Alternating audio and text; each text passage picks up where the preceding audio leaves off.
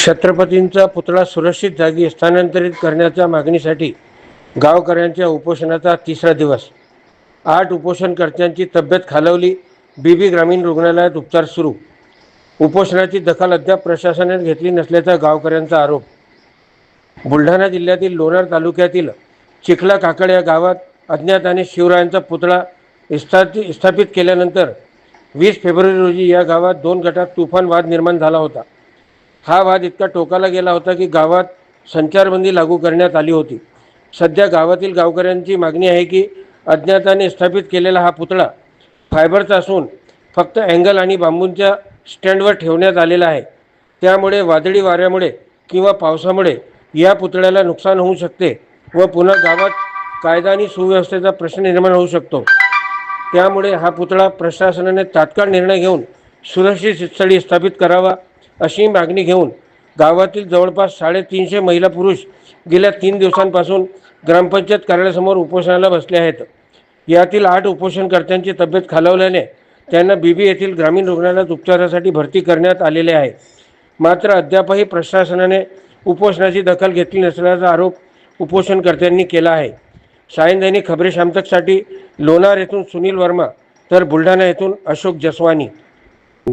आमची प्रशासनालाच मागणी आहे. आमचं भांडण प्रशासनासोबतच आहे. गेली 4 महिन्यापासून आमच्या गावात जे वातावरण निर्माण झालेले प्रशासनाने एकदाही आमच्या गावाची दखल घेतलेली नाही. आज जे आमच्या गावाचा जो विरोध आहे या पुतळ्याला अजिबात नाही.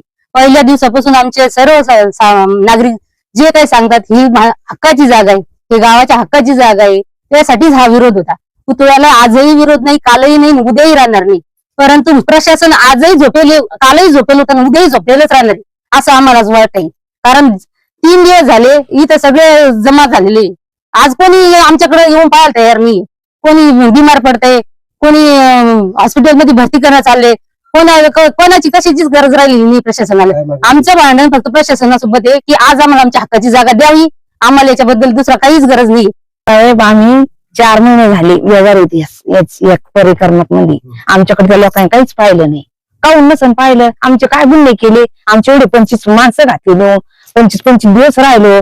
आता तिथं लोकांनी आमची कारवाई करायची, उचलायची होती निघ्याची. ते का झोपी जाय थोडे काय येतं मग निघ्यांची. आता इतके जीव तोंडाजवळ आले. पाणी पाऊस, हे फायबरचा पुतळा आहे, हे वानेर उड्या मारते, हे डायन बांधील येतं.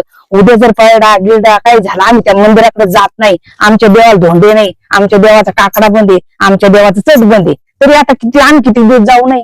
आणि जर काही झालं तर म्हणते ह्याच लोकांनी कारवाई केली, मग पुन्हा आमचे लोक लिहून घालायचे बसवायचे का? हे ते शासनाला सांगा, बरोबर म्हणा यायची एक रीत लावून द्या. आम्ही 5 दिवस बसायचं काम पडते तिथं बसणार आहे. पण आम्हाला ते आम्ही मार्गशीर लावून 2-2 हजार वरच नाही करू, पण आम्ही जिथं देव बाबा बसवायचे तिथं बसू. आमची बंदेर मागणी यायची, दुसरं काहीच नाही. आमचं काहीच नाही म्हणणं. उपोषण हेच आता किती जागा, जी सार्वजनिक जागा, ही जागा गावाच्या सलोख्यासाठी अत्यंत महत्वाची आहे आणि ते महाराजांच्या पुतळ्यासाठी योग्य नाहीये. तर तो महाराजांचा पुतळा योग्य ठिकाणी पर्यायी जागेवर शोधून स्थलांतर करून तिथं स्थापित करावा, यासाठी पूर्ण गाव तयार आहे. आणि प्रशासनानं आज दुसरा दिवस कुठलीच दखल घेतलेली आहे. इथं जवळपास एक 500चा सामूहिक जो गाव आहे, हा 500 लोकांपर्यंत जमलेला आहे. त्यामध्ये वयोवृद्ध लोक आहेत, लहान लहान मुलं आहेत, मुली आहेत. हे सर्व उन्हातानाचे इथं बसलेले आहेत, त्यांच्या तब्येती बी खालवायला लागलेल्या आहेत. माझी अशी प्रशासनाला हात जोडून विनंती की त्यांनी लवकरात लवकर आमच्या गावाची थोडी दया करावी. बस. शिवछत्रपती शिवाजी महाराज हे आमचे आराध्य दैवत आहे. त्यांच्या पुतळ्याला आमचा कुठल्याही प्रकारचा विरोध नाही. एक आमची अशी अपेक्षा आहे की इथून पुढे वावदान, पाऊस, पाणी याच्यामुळं ते पुतळ्याला इजा होऊ शकते आणि इजा होऊन मागचे दिवस पुढे येऊ नये यासाठी आहे आमची एकमेव मागणी. त्यामुळेच आम्ही उपोषणात बसलो. आमचं आता भरपूर 2 दिवस झाले आम्ही उपोषणाला बसलो आहे. ते शिवाजी महाराजाचा मार्ग आहे ना, ते सुरक्षित कुठंतरी घ्या.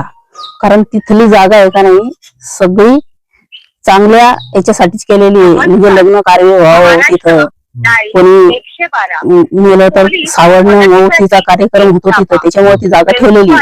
आता ती एकदम मधोमधी मानल्या नाही. आता मधोमधी मानल्याच्या नंतर आता आम्हाला भीती वाटते त्याची. आता पहिल्यानं आमचे माणसं त्याच्याबद्दलच आमचे माणसं 20-20 दिवस जलात ठेवले. आता त्याच्यानंतर परत जर असं काही झालं तर तेच करायचं का आम्ही?